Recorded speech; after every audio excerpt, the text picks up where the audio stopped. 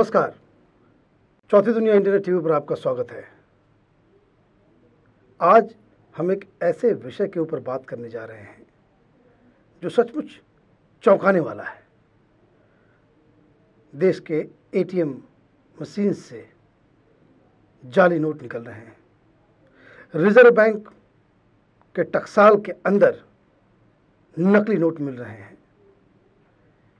CBI ने छापा मारा, ईडी ने रेड की, देश की सारी जांच एजेंसियों ने नेपाल बॉर्डर से सटे बिहार, उत्तर प्रदेश, राजस्थान, पाकिस्तान से सटे बॉर्डर्स पे छापे मारे।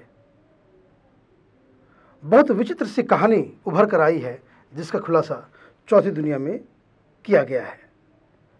इसी मसले पे हम बात करेंगे देश के पूर्व income tax commissioner Vishwabandhu Gupta ji से, जो इस पूरे विषय के ऊपर, इस पूरे मामले के ऊपर एक इनसाइट देंगे कि किस तरीके से देश की सरकार, वित्त मंत्रालय, आरबीआई के अधिकारी आईएसआई के साथ मिलकर जाली नोट का कारोबार इस देश में जाने अनजाने में फैला रहे हैं। विश्वबंधु जी, क्या हो रहा है देश में? देखो, इसमें एक बहुत बड़ा एक क्या कहें उसको, एक षड्यंत्र रचा गया इस देश के खिलाफ। क्योंकि सबसे बड़ी बात, हम आपको एक बात बताएं कि जब रॉबर्टो गिएरो की एक ही फोटो है सारी दुनिया में, जब वो पालम एयरपोर्ट से हाईजैक फ्लाइट पे उतर रहे हैं। सवाल ये कि एक आदमी जो 90 देशों की करेंसी छापता है, वो आदमी की फोटो क्यों नहीं अवेलेबल है? अब आपको मैं एक एक्सप्लेनेशन देता हूँ जो मेरे को बड़ा परेशानी किया। यह आदमी अपने मुंह पे ऐसा केमिकल लगा लेता है, सुन लीजिए, क्योंकि करेंसी नोट्स में मैंने एक चीज़ देखी है, जो सबसे ज़्यादा जो एक्सपर्टीज होती है जैसे नोट छापने में, हम ये इस निश्चय पर पहुंच रहे हैं, आप देखिए, कि ये जब निकलता था रोज सवेरे उठते तो इसके मुंह पर एक ऐसा केमिकल होता था, लगाता था, जिससे उसकी फोटो नहीं आ सकती थी किसी कैमरे में। हुआ ये कि वो हाईजैकिंग के जो एक दिन का लगाया होगा उसने, तीन दिन लग गए थे जब हाईजैक से वापस आए, 3 दिन, वो उसके पास केमिकल नहीं था उस समय जब उतरते थे। हम आपको एक बड़ी सीरियस चीज़ बता रहे हैं आपको, हमने पूरा इसका छान मारा सारी वेब के ऊपर। आप रॉबर्टो गिएरो की सिर्फ एक फोटो मिलती है, वही वाली जो आपकी अखबार में छपी है। अगर ये आदमी केमिकल लगा कर चलते हैं, और ऐसे केमिकल्स मैं मानता हूँ क्योंकि मैंने काफ़ी सोफिस्टिकेटेड ढंग से इसको पढ़ा है, तो ये भारत का कुछ ऐसा समझ लीजिए कि हम लोग इतने खुशकिस्मत हैं कि इस आदमी की फ़ोटो हमको तो कम से कम एक मिली, और उसके बाद आप ये देखिए एकदम गायब हो जाता है वो।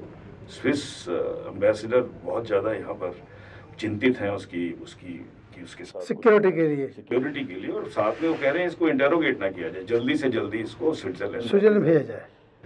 और हम लोग इतने बेवकूफ़ हैं, आपको बताएं, हमारी इन्वेस्टिगेटिंग एजेंसीज, क्योंकि इंटेलिजेंस ब्यूरो वहाँ पर थी जब कंधार में हाईजैक चल रहा था, किसी का ध्यान इस तरफ नहीं गया कि ये जो व्यक्ति है ये बैठा हुआ है, और अंदर से रिपोर्ट्स आ रही थी कि इस व्यक्ति के इस चेहरे पे जरा सी भी शिकन नहीं है, और सारा समय ये लैपटॉप पे काम करता रहा। तो सवाल सबसे बड़ा इसमें ये भी उठ रहा है कि एक षड्यंत्र, उस समय ये कोई वेल प्लान हमारे हिसाब से उस प्लेन में जानबूझकर बैठा।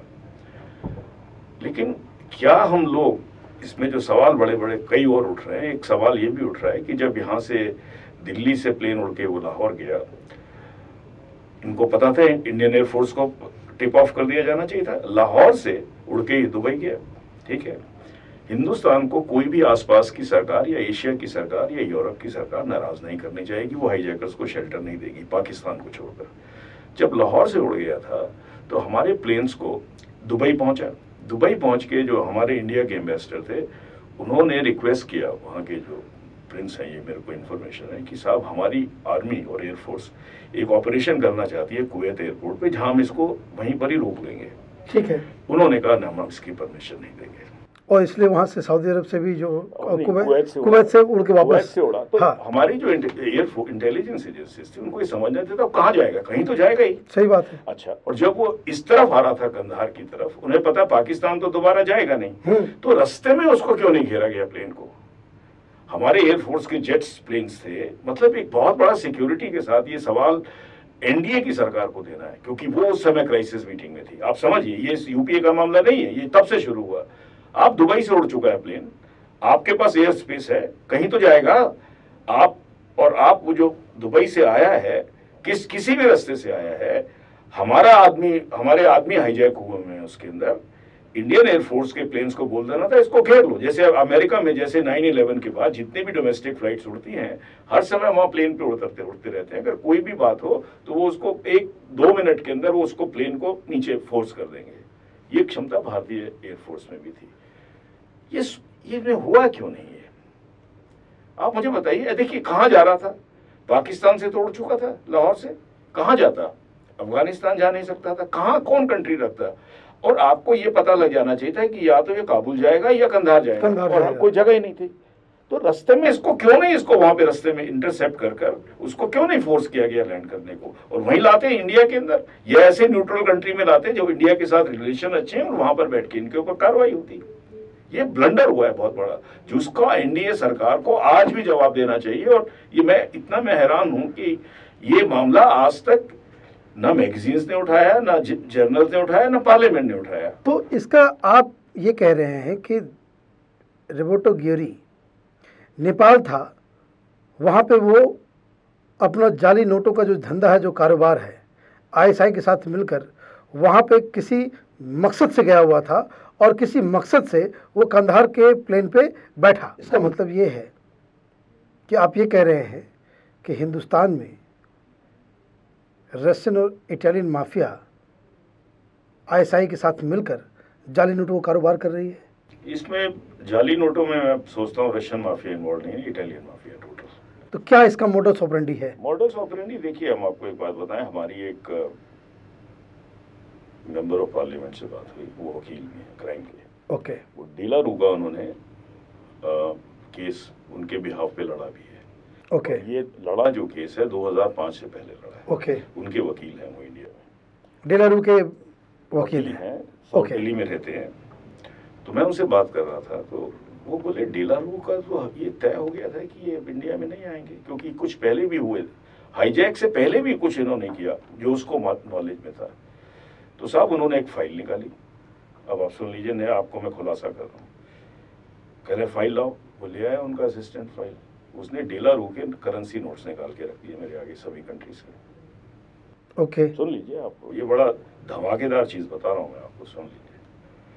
तो निकाले, कहने लगे देखो ये मैं इनका एडवोकेट था, वो सब कंट्रीज के थे, मैंने सब देखा, वो बिल्कुल जो से होते हैं यूरोप के सारे नोट्स वो बनाते हैं, हाई क्वालिटी नोट्स, मैं बंद करके दे दिए।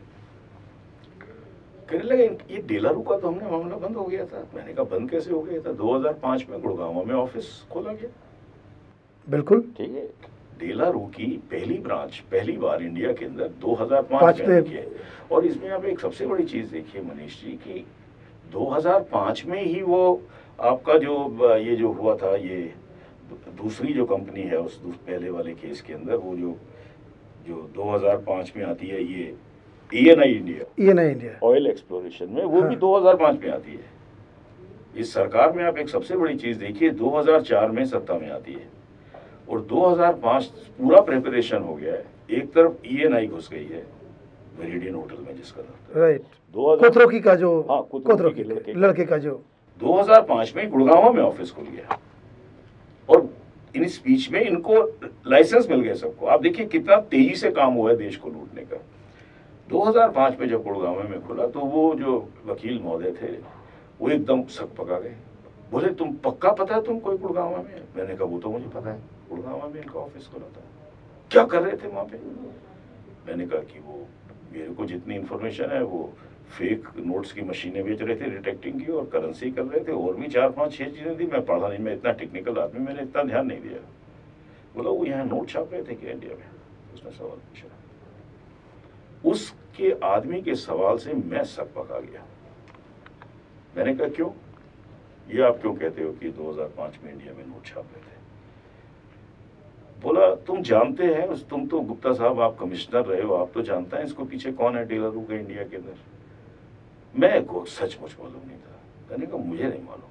कहने लगा यार उसको कौन आदमी उसको तुम हम कमिश्नर हो, तुम्हें मालूम होगा वो इतना भयंकर रैकेटियर है करेंसी का। तो उसने साहब कोई नाम लिया, मुझे याद नहीं है, जनरल का नाम लिया, रिटायर्ड जनरल, जो उनका मेरा किसी रिटायर्ड जनरल का नाम नहीं मुझे याद, तो मैंने ध्यान सुना है उन्होंने, मेरे को याद नहीं है। ओके। मेरे लिए इतना अचंभा हुआ। उसके बाद उन्होंने बोला क्या किया इस आदमी ने, क्योंकि वो इनका वकील था। तो यहाँ आया, कहता है, उसने इसको बोला कि साहब आप जरा अपनी पर्स खोलिए और इसमें जितनी तरह के नोट हैं, 2 रुपए का भी कहता था, 2 रुपए, 5 रुपए, 10 रुपए, जितने भी नोट थे, उसने कहा एक एक दे दीजिए, अब मैं आपके पास अभी 10 मिनट में आता हूँ। सुनिए, वो आदमी जिंदा है आज की तारीख में। अब वो बयान देने से मुकर जाए, जो मेरे को बोला वो बात अलग है। देखिए वो पॉलिटिशियन आदमी है, हमारी बात मित्रता के तौर पे हो रही थी। तो कहने लगा साहब ये आइए, आया, कहता है 10 मिनट में आया मेरे कमरे में, कहता है ये आपके नोट थे और ये एक और नोट है, पता नहीं कौन सा क्या आप में है, आप इसमें से ये बताइए कि आपका जेन्युइन कौन सा और फेक कौन सा है। सुनिए आप जरा। और कहता है मैंने पहला नोट रखा, हाथ रखा कि ये मेरा है, कहता नहीं ये फेक है, आपका ये बात है। उसको एकदम चिंता हुई कि ये 2005 में कहीं नोट छापने का तो काम नहीं, उसको कंफर्मेशन नहीं है, क्योंकि वो पहले देख चुका था इसका। ये वो आदमी है जो एक सांसद है, एक वकील है और डेलारू कंपनी का वकील है। डेलारू कंपनी का वकील है। ओके, ठीक है, ये समझ लीजिए। हाँ। जो उसने मेरे को बोला ये 2, 5 और 10 वाला, ये हो सकता है उसको डिनाई कर दे, मेरी बात आप समझे, क्योंकि ये वो क्रिमिनल लॉयर है, फंसे हुए थे, किसी चीज में छुड़ाया होगा। तो कहता है इसका मतलब 2005 में फिर आ गए। उसको नहीं मालूम था कि 2005 में ये फिर वापस आ गए। ठीक है, तो सब उसके बाद साहब हमने कहा बाकी जो कहानी है वो आप इसमें चौथी दुनिया में पढ़ लीजिए, बस उन्होंने काफी रिसर्च किया, उसमें देख लीजिए क्या है उसमें। तो यहाँ पर वो इतनी बात मेरी उनसे हो गई। तो इसका मतलब है कि जाली नोट का जो सिलसिला है वो सिर्फ नेपाल, मलेशिया और पाकिस्तान तक लिमिटेड नहीं है।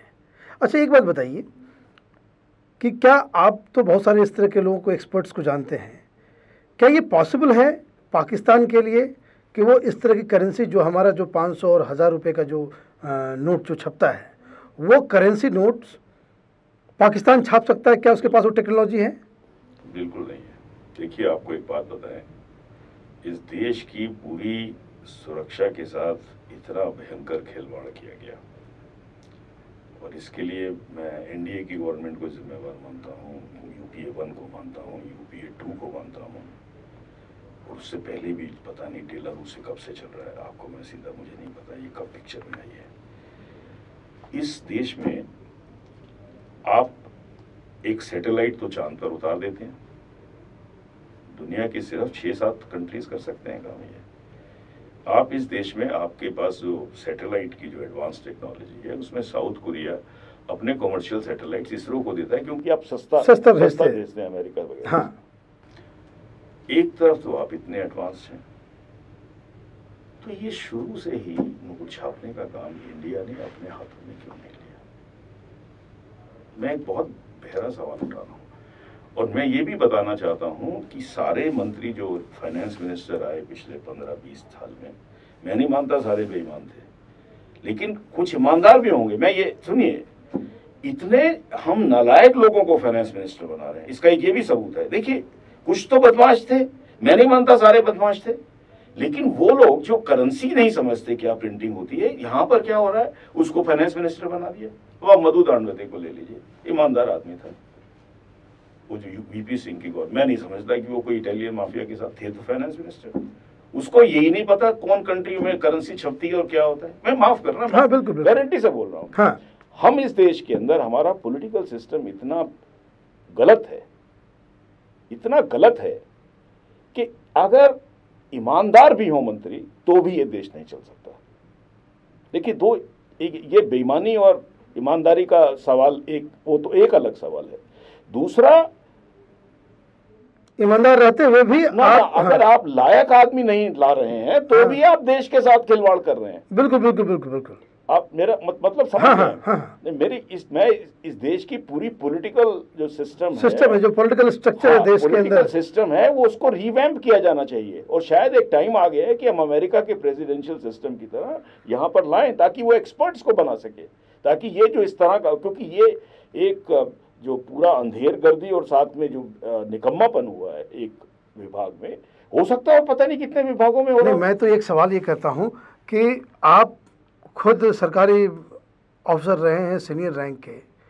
2009 में सीबीआई कह रही है कि template has been compromised, 1 number 2 they also say कि this is a national security threat, number 3 they are also saying that it is happening in Britain, not in Pakistan, number 4 they are also saying कि that the company which are making the real currency notes, they are also making these fake ones. अब 2009 से बात 2011 तक आ गई, 2 साल तक। नहीं, हम इसको एक और चीज, ये एजेंसी क्या कर रही है? एक और बताते हैं, इस सारे मामले को दबाने की कोशिश की गई, एक और स्टोरी निकली। तो ये मैं बताता हूं आपको, कोई शख्स या कोई गैंग इंडिया के अंदर ये लगा हुआ था कि डेला रू का जो भी 2009 में पता लग गया है, इसके बावजूद ये कंपनी चलती रहे। सुन लीजिए, इनका कॉन्ट्रैक्ट चलता रहे। एक स्टोरी और छपी ब्रिटेन के सारे अखबारों में, डेला रू कंपनी ने चलाई। पहला तो उन्होंने ये कहा कि पेपर गलत आएगा, पेपर हमारा। सुनिए, आप जरा सुनिए, भ्रम करने के लिए पैदा। जब प्रॉब्लम टेम्पलेट में है, 2009 में cabinet secretary, CBI, IB, RBI, आपके बॉर्डर सिक्योरिटी फोर्स, सारे टॉप ऑफिशियल्स बैठे हुए हैं 2009 में, और बाहर आके सीबीआई डायरेक्टर ने स्टेटमेंट दिया, टेम्पलेट हैज बीन कॉम्प्रोमाइज्ड। तो टेम्पलेट का मतलब is directly with printing. It is no, there is another question कि दे आर सेइंग कि it's a template made in 2005। Yes, and then somebody asked from the media कि whether this template is still in the use, and he said yes, correctly. And you know, मेरे को आप एक बात और बताइए, क्या 2005 में जानबूझकर एक नई टेम्पलेट बनाई गई, डिजाइन? जब 2005 में गुड़गांव में आ गए थे लोग, तो क्या उसको जानबूझकर आरबीआई के ऑफिशियल्स ने उसको परमिशन दी? या इसका मतलब तो उनका कोल्यूशन है। Oh my God. नहीं, आप एक चीज को समझो ना। देखिए, 2005 में नई टेम्पलेट लाई जाती है, क्योंकि वो नई टेम्पलेट को इसलिए लाया जाता है कि एक तो नई टेम्पलेट के, आप समझिए, मैं ये नहीं कह रहा ये षड्यंत्र हुआ, जानबूझकर हुआ, इसकी पॉसिबिलिटी कितनी ज्यादा है। 2005 में एक कंपनी आ गई जिसका कोई मतलब नहीं था। आपने कोई इंडिया में तो नहीं, अगर आप इंडिया में उनसे प्रिंटिंग करा रहे थे नोट्स की, तो आपने क्यों नहीं कर ली? आपने क्यों नहीं कर ली? अच्छा, और अगर आपका डिसीजन नहीं था तो आप पहले जैसे नोट्स आ रहे थे तो उसके हिसाब से चलता। आपने कोई सेफ गार्ड नहीं लिए, आपकी वहां पे कोई सिक्योरिटी नहीं थी। आप कहते कि साहब नोट तब छपेंगे। अगर हमारे जो सिक्योरिटी के स्पेशलिस्ट हैं, उस समय लैब के अंदर कोई आदमी नहीं जाएगा, वी विल चेक इट, या आप अपने यहाँ छाप लेते। दोनों पॉसिबिलिटीज थी। तो ये जो 2005 में नई सीरीज, नया डिजाइन आता है, ये डिजाइन एक षड्यंत्र के तहत आता है, जिसमें पॉलिटिकल अप्रूवल, आरबीआई को बोला गया आप अपनी टेम्पलेट बदलिए, नया करिए, और इन लोगों को घुसाया गया। आप इसको इस एंगल से आप क्यों नहीं सोचते कि षड्यंत्र हो सकता है? मैं नहीं कहता हुआ है, देखिए समझ लीजिए, मैं इन्वेस्टिगेटर हूं, मैं और कुछ नहीं हूं, मैं इन्वेस्टिगेटर हूं। 2005 में कंपनी आ रही है, 2005 में डिजाइन बदला जा रहा है, नया टेम्पलेट आ रहा है, नया टेम्पलेट आ रहा है, और 2005 के बाद ही हिंदुस्तान के अंदर आईएसआई का पूरा स्ट्रक्चर, चाहे वो टेररिज्म में हो, चाहे किसी चीज में हो, चाहे नारकोटिक स्मगलिंग में हो, चाहे एस्पाइनाज में हो, चाहे कश्मीर में दंगे फैलाने का हो, वो आप देखिए 2005 से ही वो उन्होंने अपनी पैठ बनानी शुरू कर दी है। और जितना वो पैसा छपता गया और आता गया, वो तब तक आप देखिए पूरा मुल्क जो था वहाँ धमाके ही धमाके हो रहे थे सब जगह, कश्मीर में भी हो रहे थे, और सारा ये पैसे का खेल था। मैं नहीं मानता कि ये धमाके करने वाले कोई इस्लामिक फंडामेंटलिस्ट हैं। तो ये क्या सिस्टम है, क्या जैसे सीबीआई को मालूम है कि जो कंपनी हमें रियल करेंसी नोट्स, जो भारत के नोट्स को छाप रही है, वो फेक भी बना रही है, वही आईएसआई को भी सप्लाई कर रही है। और एक मज़ेदार बात जो आपकी बातों से जो समझ में आ रहा है कि एक और घटना घटी कि आरबीआई के वॉल्ट में जो छापा लगा, और आरबीआई के वॉल्ट में भी वो नकली नोट मिले, वही नकली नोट मिले जो आईएसआई नेपाल के बॉर्डर के जरिए वो लाती है। तो इसका क्या रिश्ता समझे? रिश्ता यही है, नोट वही है, छापने वाली कंपनी ने आईएसआई को बेचे, किस रेट पे बेचे मुझे नहीं मालूम, देखिए जो दिल्ली में पकड़े जा रहे थे, जो लोग ISI के एजेंट से लेके पब्लिक में बांट रहे थे, उनका बयान यह है कि 500 का 250 में मिलता था। समझिए, हो सकता है ISI को और ज्यादा डिस्काउंट पे दिया गया हो। आप समझिए मेरी, ISI बल्क खरीद रही है। नेपाल में 150 रुपए में मिलते हैं। अच्छा, अब ये आपकी इन्फॉर्मेशन है। हमें उसमें प्रिंटिंग के खर्चे के अलावा तो कुछ है ही नहीं। कुछ नहीं, कागज और प्रिंटिंग के अलावा क्या है? नेपाल में 150 रुपए में, हाँ, और हिंदुस्तान में बॉर्डर क्रॉस करते के साथ ही वो 250 रुपए का हो जाता है। सर। तो इसका मतलब अगर मोटा मोटी लेमन के अंदाज से अगर हम लगाएं तो 50 से 75 रुपए में ISI को 500 ISI को दिया जा रहा है। ठीक है, अब 50-75 में आपको 500 रुपए मिल रहे हैं हिंदुस्तान में मिसचिफ करने के लिए। हाँ। तो आपका मुल्क, मैं बोलता हूं एक और इसमें एंगल है, RBI के जो करंट गवर्नर है उसको गिरफ्तार कर लिया जाना चाहिए। किस बेसिस पे उसने UBS को रिकमेंडेशन दी फाइनेंस मिनिस्ट्री को? किस बेसिस पे उसने 2006 में इटालियन बैंक्स आने दिए? वो करप्शन के रैकेट में मिला हुआ है। वो IAS ऑफिसर है इस समय, पहले वो फाइनेंस सेक्रेटरी था, उसको उसी समय चिदम्बरम जी ने उसको RBI का गवर्नर बनाया। सुन लीजिए आप, इस आदमी का जो टोटल मॉडस ऑपरेंडी है, जो प्रेजेंट गवर्नर का, ये इटालियन माफिया का आदमी है।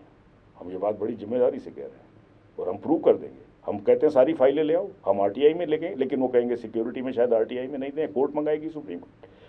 वो क्या फाइलें हैं जिसमें इटालियन बैंक्स को लाया गया? क्योंकि एग्जामिनेशन होना, मैंने आपको पिछली बार भी बोला था, उसमें सब घाटे की, और अब तो मैंने पूरी 8 स्टडी कर ली है। 8 में से सिर्फ एक बैंक ठीक है, 7 बैंक ऐसे हैं जो टोटली माफिया नोन बैंक है, पूरे माफिया। उनकी मेरे पास पूरी की पूरी लेटर हेड्स हैं, प्रिंट आउट है, डिपॉजिट्स हैं। क्या है ये जो 7 इटालियन बैंक को RBI ने प्रोसेस करके भेजा फाइनेंस मिनिस्टर के पास? वो क्या, कैसे हुए? स्विट्जरलैंड का बैंक कैसे आया UBS का? जब आपको खुद पता था, RBI को मालूम था कि UBS जो है वो सिर्फ मनी लॉन्ड्रिंग करता है दुनिया में, स्लीज की लॉन्ड्रिंग। ओबामा ने गिरफ्तार किए 2, जिसके ऊपर $900 मिलियन हाँ। दे के छोड़ा, और साथ में उससे नाम लिया। और आज भी कहते हैं हम सबको गिरफ्तार कर लेंगे, और सारी इटालियन कंपनी है, स्विस कंपनीज के हम एसेट फ्रीज कर लेंगे, ट्रेड सैंक्शन लगा देंगे। वो अपने स्टैंड से नहीं हिले।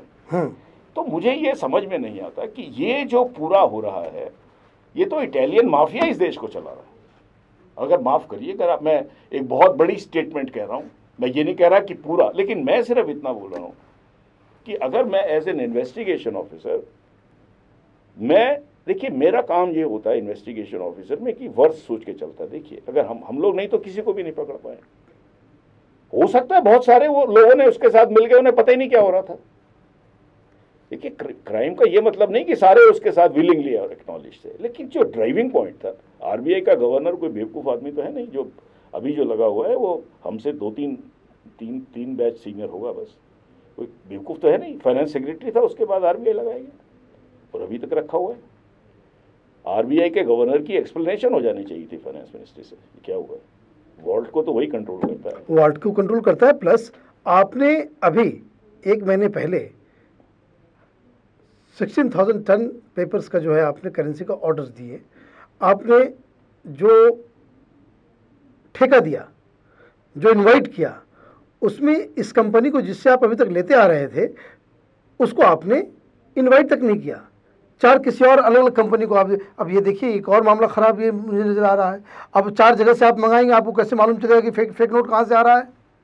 देखिए साहब, मैं तो बोलता हूँ इस सरकार को फौरन इस्तीफा दे देना चाहिए। और प्रधानमंत्री को आप सुन लीजिए सीधी बात, हमको तो BJP जो है एक और निकम्मी ऑपोजिशन पार्टी लग रही है। हम अगर आज MP होते पार्लियामेंट में, हम इसी चीज़ पर, देखिए सवाल ये है, आपको हम आज तक बता दें, आज तक डेलारू का कॉन्ट्रैक्ट जारी है। लास्ट जो मेरे पास रिपोर्ट है वो जनवरी 2011 की है। उस समय भी एक मीटिंग हुई है डेलारू और RBI की। लास्ट जो रिपोर्टेड मीटिंग है जनवरी 2011 की है। तो अब कौन बात कर रहा है? RBI के लोग कर रहे हैं, फाइनेंस मिनिस्ट्री कर रही है, और कौन बात करेगा? तो क्या अभी तक इनको मालूम नहीं है? सब कुछ मालूम है। एक दबाव है कि तुम इसी से खरीदोगे, या इनकी जो 4 कंपनियां, हो सकता है इन्हीं की सब्सिडरीज हों। सवाल सबसे बड़ा ये पैदा हो गया है कि ये मुल्क लूट रहा है पिछले 5 साल से। मुझे समझ में नहीं आता, मेरे को तो लगता है 10-12 लाख करोड़ जा चुका है 5 साल में। ये तो 4 लाख, वो तो वो वाले बात बोलते हैं ना स्विस अकाउंट से। मुझे नहीं पता, मुझे कुछ नहीं मालूम क्या जा रहा है। सवाल ये है, प्रणब मुखर्जी को कौन डायरेक्ट कर रहा है? प्रणब मुखर्जी किसको खुश करने की कोशिश कर रहा है? चिदम्बरम किसको खुश करने की कोशिश कर रहा है? प्रधानमंत्री भारत के किसको खुश करने की ये कुतरोची चला रहा है। ये कुतरोची के बस का नहीं है। कुतरोची छोटा खिलाड़ी है, कुतरोची उनका नौकर है इटालियन माफिया का। तो कहीं ना कहीं साम्राज्य आ चुका है ना।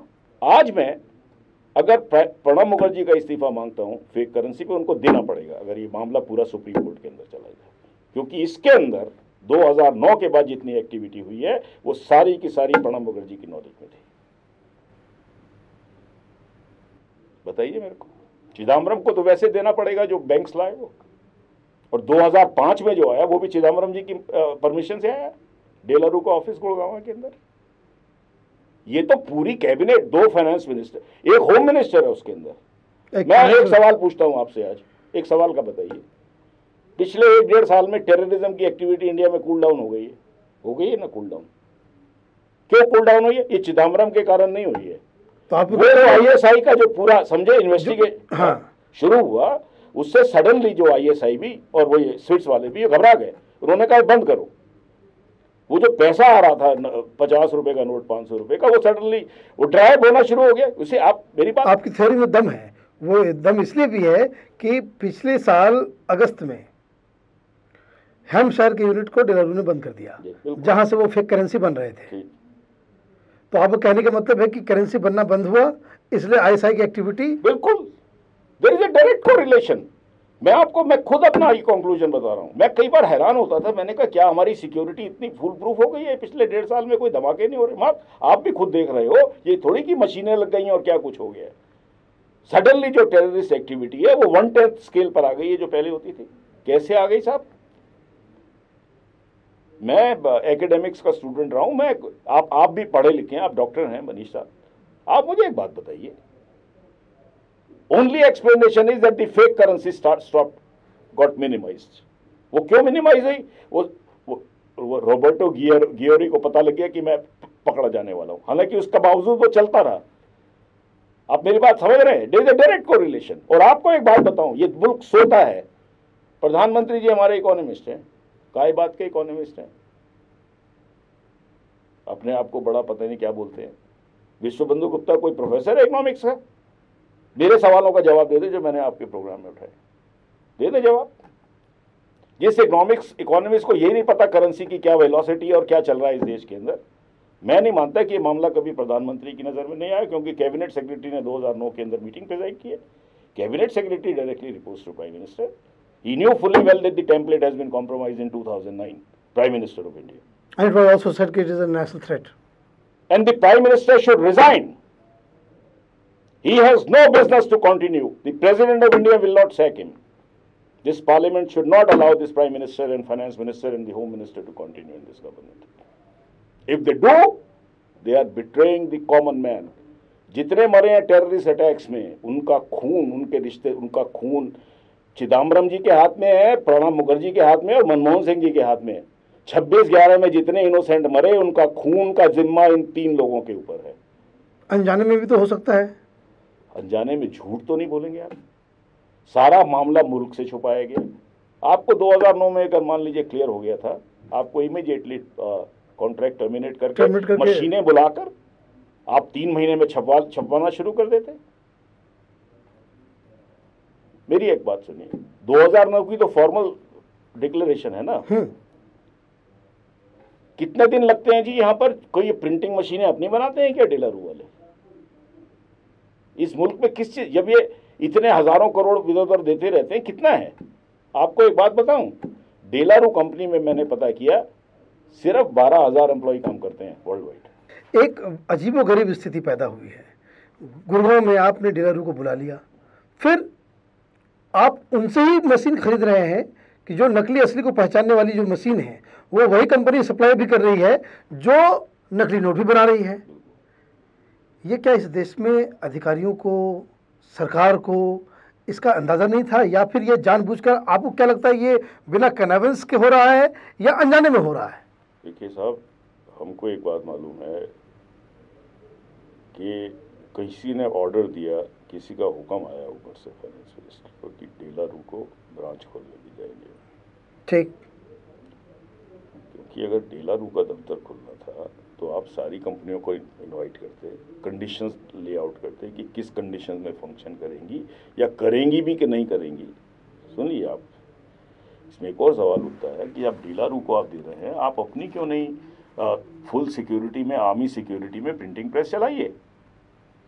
दूसरी बात, तीसरी बात, आरबीआई के गवर्नर जिसको बनाया गया है, उस आदमी को अगर इतनी समझ नहीं है कि कोई प्रिंटिंग मशीनरी करेंसी के ऊपर, उसको जब तक फुल प्रूफ ढंग से हमारे पूरे साइंटिस्ट ने एग्जामिन नहीं कर लिया होता या क्लियरेंस नहीं दी थी, हमको नहीं लगता डेलारू के बारे में कोई इस तरह की कोई तहकीकात हुई होगी। इसलिए हम बोल रहे हैं कि मैं आपको बताऊं, ये कंपनी इंडिया में रजिस्टर्ड है, De La Rue cash system India private limited. एक तो प्राइवेट लिमिटेड है, समझ गए आप। इसका मतलब ये है कि जितना उसकी इक्विटी है बस उतना ही आप, लिमिटेड का मतलब ही है, हाँ। हमारे से उससे ज़्यादा कुछ नहीं है आपका। आप हाँ। हमसे डील कर रहे हैं तो जितना हमारी इक्विटी है वो जा सकती है। लिमिटेड का मतलब ही है। हाँ। दूसरा क्या है इसके अंदर, एक मनीष साहब, एक मुझे चीज समझ में ये नहीं आ रही कि जब ओएनजीसी, जब वो अंडमान में ऑयल एक्सप्लोरेशन कर रहा है कुतरुचि का लड़का, ठीक है, कोई टेंडर नहीं आ रहे, ये जो हो रहा है कोई टेंडर नहीं आ रहे, कोई पॉलिसी के अंतर्गत भी नहीं आ रहे, माफिया ही है ये सब नियोजित षड्यंत्र हुआ जिसमें दोनों फाइनेंस मिनिस्टर्स इन्वॉल्व थे, पिछला फाइनेंस मिनिस्टर और करंट प्राइम मिनिस्टर की नॉलेज में था, कैबिनेट सेक्रेटरी इसको हैंडल कर रहा था जो सिर्फ प्राइम मिनिस्टर को रिपोर्ट कर रहा है। इसमें आरबीआई का गवर्नर की गिरफ्तारी होनी चाहिए और इसमें सारे कागज सुप्रीम कोर्ट को अपने कब्जे में ले लेने चाहिए, आरबीआई के, सारे सीबीआई के, कि जब बैंकों में छापे मिले तो क्या क्या रिकॉर्ड हुआ। क्योंकि ये लोग सरकार में ये काम करते हैं, जब इनको लगता है कोई खुल गया है तो ज़्यादा फाइलें फाड़ने शुरू कर देते हैं। सवाल सबसे बड़ा ये होता है कि मेरे जैसे आदमी और भी होंगे, उनको अब सरकार अपने साथ लेने की जगह कि भाई और बताइए ताकि हम इस देश को क्रिमिनल से आज़ाद कर लें, मेरे को हटा दिया। जितने जो गलत काम करते हैं उनका ज्यादा प्रमुख, वो चला रहे हैं पूरी, वो देश को चला रहे हैं। बाकी अपना जाके सवेरे 10 बजे जाते हैं, बस्ता रख देते हैं, काम वैसे नहीं कोई दिया जाता है इंपॉर्टेंट, अपना चाय चुई पी के रात को 6 बजे की बस लेके घर आ जाता है, चेक आ जाता है। हम तंग आ गए थे, हमने कहा चलो, मैं यही काम रह गया मेरे को, ये सस्पेंड करते रहे और मैं इनके साले जूते चाटता रहा हूँ, जाऊँ तो ये मेरे को कहीं और जगह ट्रांसफर कर देंगे। मेरी बात, अब मैं उस हर ईमानदार ऑफिसर का दर्द बता रहा हूँ आपको, हर ईमानदार ऑफिसर का ये दर्द है। ये ईमानदार ऑफिसर को बर्दाश्त नहीं कर सकते, हर ईमानदार ऑफिसर का। मैंने अपने बच्चों को बोला सरकारी नौकरी नहीं करना। कई लोग बच्चे पूछते हैं मेरे से कॉलेज के, मैंने कहा इसमें मत जाओ, विश्व बंधु से अपना एग्जाम्पल मत लो, विश्व बंधु तो पागल है, मैं एग्जाम्पल नहीं हूं गवर्नमेंट सर्वेंट का। वो जो बाकी जो झुक जाते हैं मजबूरी में, ट्रांसफर कौन रोकेगा अपना? बच्चे यहाँ पढ़ रहे हैं, बड़ी मुश्किल में एडमिट हुए हैं, बीवी यहाँ पे काम कर रही है, कहाँ जाएंगे आप? जितने ईमानदार आदमी थे वो सब किनारे लगा दिए गए हैं इस देश में। जितने भ्रष्ट हैं, जो नोट कमा के लाते हैं, दूध देने वाली भैंसें हैं, वो सारी बंधी हुई हैं। आपकी बातों सुन के तो दिल भर आया। नहीं, हमारे अपने खुद हम बता रहे, क्या करूं, बाहर नहीं जा सकता हूं, जाके कहाँ जाऊं बाद में, इस उम्र में किससे बात करूंगा? मेरे जैसा आदमी आप जानते हो सैकड़ों लोगों से मिलकर खुश रहता है, अकेला क्या करूंगा? मेरे को अब सारी वेस्टर्न कंट्रीज बुला देंगी जितनी मेरे पास एक्सपर्टीज है, तो अकेला क्या करूंगा मैं? ठीक है, भारत माता से पैदा हुए, बढ़के मर जाएंगे, जो सारा होगा होगा, भगवान देखने वाला होगा, सच्ची बता रहा हूं। हमारा धर्म कोई पूछे हमसे, ये पता होता है इतना कंट्री खराब होगा तो हम जवानी में चले जाते हैं। झूठ नहीं बोला आपसे। चलिए करो भैया, हमसे पूछे कोई हमारे दिल के बात। चौथे दुनिया से बात करने के लिए बहुत बहुत आपका धन्यवाद। आपका भी धन्यवाद, आपने रुला दिया।